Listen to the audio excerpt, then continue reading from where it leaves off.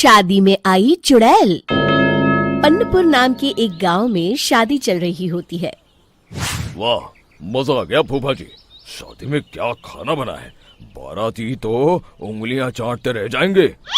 हाँ, तुमने सही कहा, पनीर की सब्जी का तो कोई जवाब ही नहीं। दूसरी तरफ पंडित जी फेरों की तैयारी कर रहे होते हैं कि तभी वहाँ एक चुड़ैल आ जाती है। अरे मर गया रे, ये चुड़ैल यहाँ क्या कर रही है? अरे दिवाकर जी, ये आपकी कौन सी रिश्तेदार है? अरे मुझे क्या पता, क्या भाग्यवान, कहीं ये तुम्हारे मायके से तो नहीं आई है।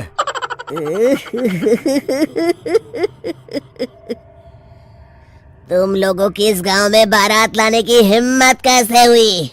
मेरे रहते इस गांव में किसी की शादी नहीं हो सकती। अब तुम लोग देखो मैं क्या करती हूँ। अरे मर गया रे, मैंने सुना है ये जबान की पक्की है। भागो रे भागो, वरना ये चुड़ैल किसी को नहीं छोड़ेगी। हाँ, तुम सही कहते हो मोहन भाई, यहाँ से भाग लेने में ही हम सबकी भलाई है। देखते ही देखते शादी के मंडप में भगदड़ मच जाती है और चुड़ैल सब कुछ उजाड़ कर रख देती है। फिर एक दिन मोहन की शादी तय हो जाती है। अरे भाई, अगले हफ्ते मेरी शादी तय हो गई है, लेकिन इस चुड़ैल की दहशत के मारे तो मेरे हाथ पैर कांप रहे हैं। अरे मोहन, तुम्हारा दिमाग तो खराब नहीं हो गया? तुम अपने साथ साथ हम सब गांव वालों को भी बलि का बकरा बनाना चाहते हो? उस चुड़ैल के रहते तुमने अपनी शादी के बारे में सोच भी कैसे लिया? देखो गोपाल, डर तो मुझे भी लग रहा है, लेकिन उस चुड़ैल के डर से मैं जिंदगी भर कुंवारा तो नहीं रह सकता। तभी वहाँ मोहन के होने वाले ससुर आ जाते हैं। अरे ससुर जी, आप?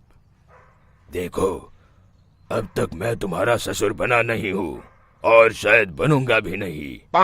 ये आप क्या कह रहे हैं? मैंने तो शादी का कोड भी सिलवा लिया है। मैं अपनी बेटी की शादी किसी अच्छे गांव में कराना चाहता हूँ। तुम्हारा गांव तो भूतिया गांव है। मैं तो क्या, अब तो कोई भी अपनी लड़की इस गांव वालों को नहीं देगा। इस तरह चुड़ैल के डर से उस गांव में किसी की भी शादी नहीं हो पाती। फिर एक दिन गांव के जमींदार अपनी बेटी की शादी करने का विचार करते हैं, लेकिन चुड़ैल के डर से उनकी भी हिम्मत जवाब दे देती है। अगर मेरी बेटी की शादी तय समय से नहीं हुई तो मेरी नाक कट जाएगी। मुझे कुछ करना ही होगा। एक सलाहकार के कहने पर जमींदार काशी से एक बहुत ही नामी तांत्रिक को अपने घर बुलवाते हैं, जो भूत चुड़ैल को पकड़ने में माहिर माना जाता था। जमींदार साहब, आप चिंता मत करिए। इस गांव की सीमा में प्रवेश करते ही मुझे उस चुड़ैल के बारे में सब पता चल गया था। आप उसे जल्दी से जल्दी कैद कर लीजिए ताकि मैं अपनी बेटी की शादी कर सकूं। जब वो चुड़ैल एक इंसान थी, तब ठीक उसकी शादी करने वाले दिन ही उसकी और उसके होने वाले पति की एक दुर्घटना में मौत हो गई थी। उसका होने वाला पति आज भी भूत बनकर जंगल में भटकता है। इसलिए जब तक चुड़ैल की शादी नहीं हो जाएगी, वो किसी और की भी शादी नहीं होने देगी। ये आप क्या कह रहे हैं? अगर वो भूत भी हमारे गांव में आ गया तब हमारा क्या होगा? ये आदमी बीच में बहुत बोलता है, इसे बाहर निकालो। उसके बाद तांत्रिक बताते हैं कि अगर उस भूत के साथ चुड़ैल की शादी करा दी जाए तो वो चुड़ैल हमेशा हमेशा के लिए उस गांव को छोड़कर चली जाएगी। जमींदार साहब, आप अपनी बेटी की शादी की तैयारी शुरू कर दीजिए। मैं कुछ गांव वालों को अपने साथ लेकर उस भूत को ढूंढने जंगल की ओर जाता हूँ।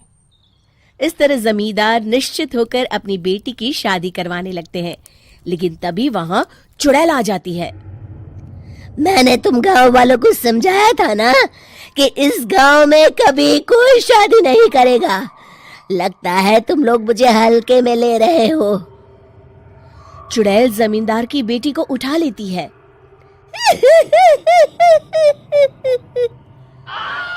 अब देखती हूँ बिना दुल्हन के तुम लोग शादी कैसे करोगे।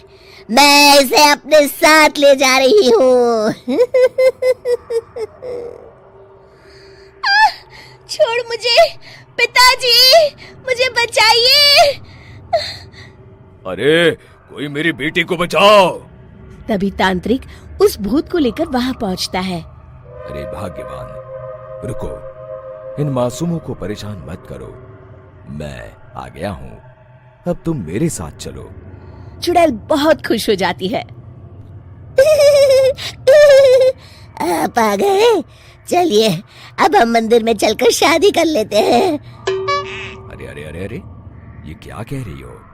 मंदिर में जाके दोबारा मरना है क्या? चलो, आज से हम जंगल में रहेंगे। चुड़ैल चली गई, अब मेरी शादी हो जाएगी। इस तरह सभी गांव वाले खुशी से झूमने लगते हैं।